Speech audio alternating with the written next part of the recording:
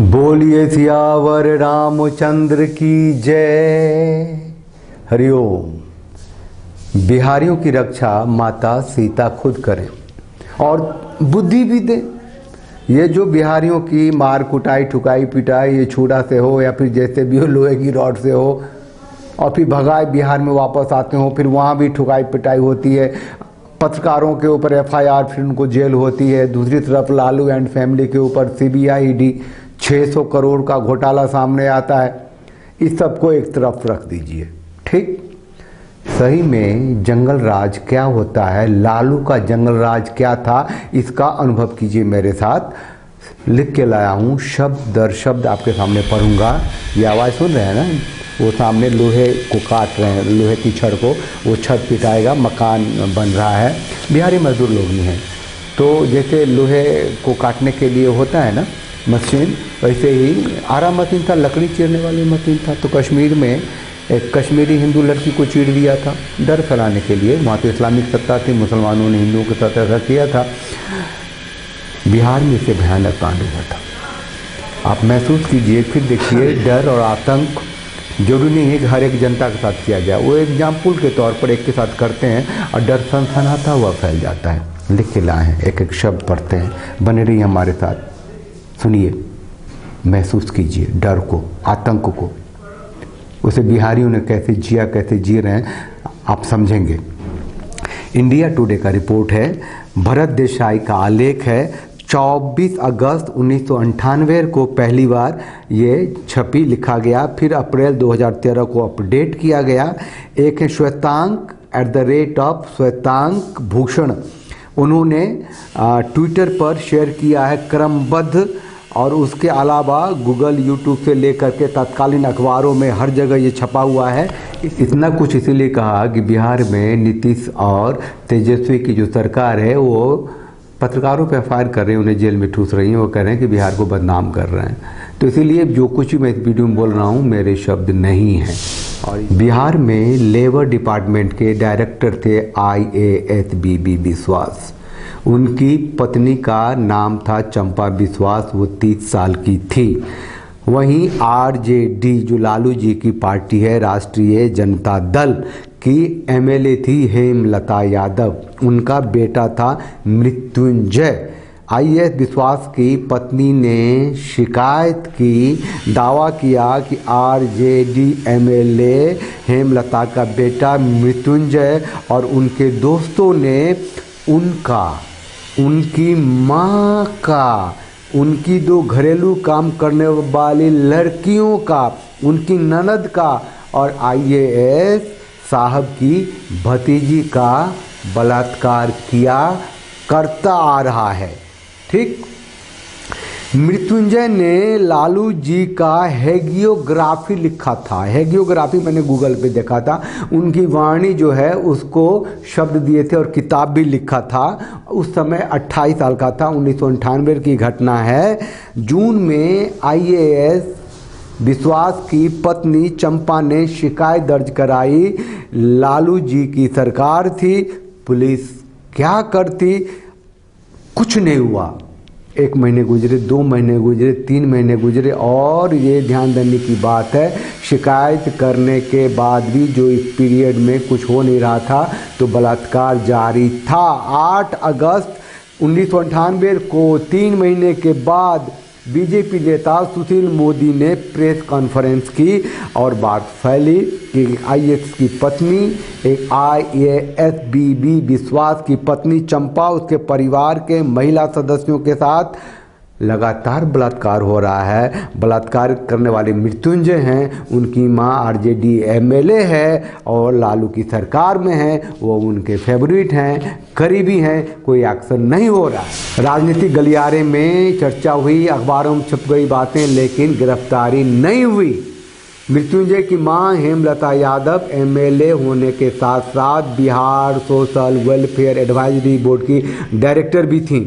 मृत्युंजय ने कह दिया कि उसके और उसके मां के खिलाफ साजिश है।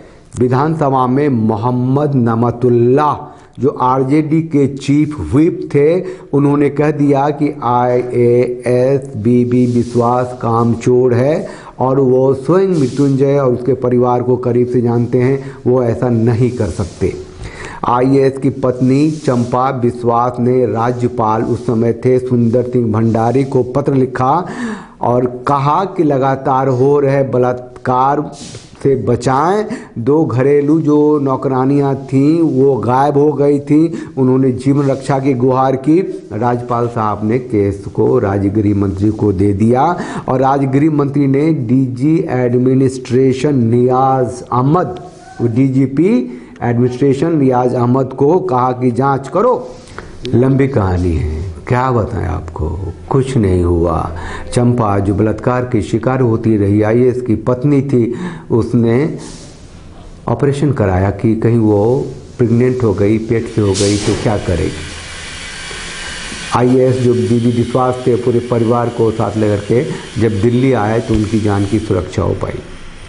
आप लोगों को समझ में आ रही है ना कि जंगल राज क्या होता है। एक आईएएस की पत्नी, उसके पूरे परिवार को बलात्कार का शिकार होना पड़ता है, सालों होना पड़ता है और कानों में जूं तक नहीं रेंगती है और वो डीजीपी पुलिस और ये वो कोई कुछ नहीं कर पाता है और ये बकवास कर रहा है। मनीष कश्यप फालतू बोल रहा है, उसको पता नहीं जंगल राज होता क्या।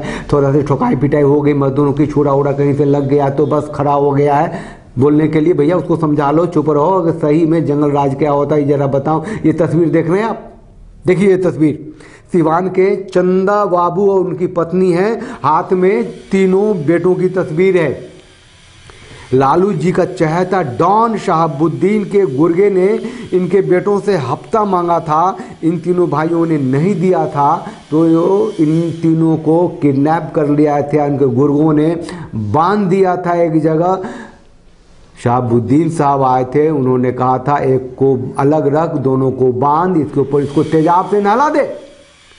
तीसरे भाई के सामने 2 भाइयों को तेजाब से नहलाया गया, उसकी हत्या की गई। तेजाब से नहला के क्या चीख हुई होगी, क्या दर्द हुआ होगा, क्या।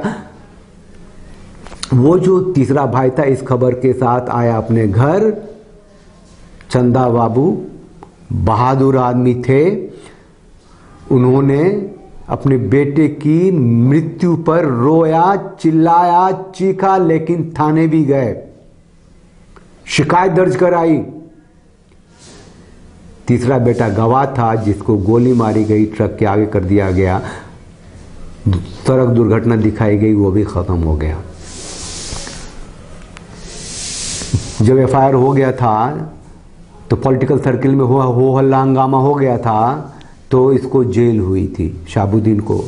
2016 में शहाबुद्दीन जेल से छूटा, बेल पे छूटते ही कहा कि उस समय नीतीश थे मुख्यमंत्री कि लालू यादव हमारे असली हीरो हैं, वो असली नेता हैं। मुख्यमंत्री नीतीश कुमार तो परिस्थितियों से हो गया है, नीतीश की फटी, डरे, कानून में ढील दी, दोबारा से फिर ये जेल गया शहाबुद्दीन।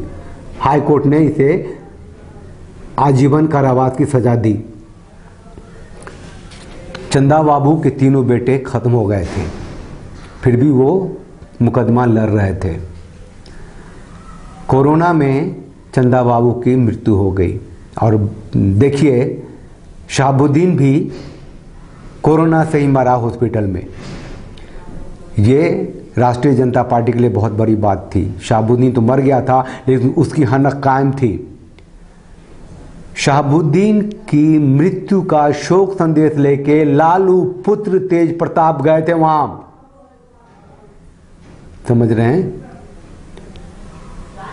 उन्हीं की सत्ता आज भी है। देखिए वो जो जंगल राज था लालू का शासन में था, आज भी लालू का शासन है। इस बात को समझिए कि आज भी आर्मी के जवान को 20 सड़क पे दौड़ा दौड़ा के पीटा जाता है, इसीलिए किसी तैयब मियाँ से उसकी थोड़ी सी उसकी कार का बाहरी स्क्रीन छू जाता है, उसे 10 दिन जेल में रहने पड़ते हैं। समझिए, एक दरोगा के बेटे को माफिया मार देता है, उसका हाथ काट कर ले जाता है, पत्रकारों पे जो है एफआईआर होता है, उसके पीछे लग जाती है, उसको जेल भेजा जाता है, जबकि तेजस्वी यादव खुद भी जेल में जा सकते हैं। तो ये हम कहते हैं कि अगर ये सब छोटी छोटी बातें आपको लगती हैं और सही जंगल राज का मजा लेना है और आपकी उम्र 30-35 तक है तो आपने उसको देखा भी नहीं होगा, है ना, बच्चे रहे होंगे, क्या देखना है उसको।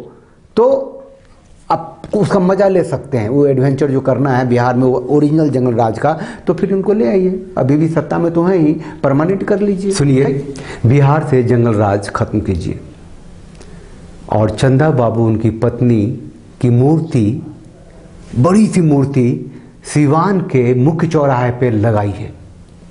वहां लिखिए, ये बहादुर चंदा बाबू हैं, इनकी पत्नी है, जिन्होंने अपने 3 बेटों का बलिदान किया है। इनके 2 बेटों को तेजाब से नहला के शहाबुद्दीन ने मार दिया और तीसरे बेटों को गोली मारी और सड़क दुर्घटना दिखाया। ये जंगल राज से मुक्ति देने वाले साहसी चंदा बाबू हैं। वो लिखिए वहां, ईश्वर पे भरोसा रखिए और कर्म कीजिए, बिहार को जंगल राज से मुक्ति दिलाइए। चलिए, चैनल को लाइक कीजिए, शेयर कीजिए, सब्सक्राइब कीजिए और बेल आइकन को प्रेस कर दीजिए। मैंने तो कुछ बताया नहीं कि कौन सा ईडी है, कौन सी सीबीआई है, क्या है। मैंने सिर्फ झांकी दिखाई कि एक आईएएस अफसर की बीवी के पूरे परिवार के साथ बलात्कार होता है, एक प्रेमी प्रेमिका की हत्या होती है और एक छोटे से बिजनेसमैन के 3 बेटों को तेजाब से न लाके जला दिया जाता है। ये जंगल राज देखा है बिहार ने और उसकी पुनरावृत्ति होने वाली है। समर से नहीं पाप का भागी केवल व्याध, जो तटस्थ है इतिहास लिखेगा उसका भी अपराध।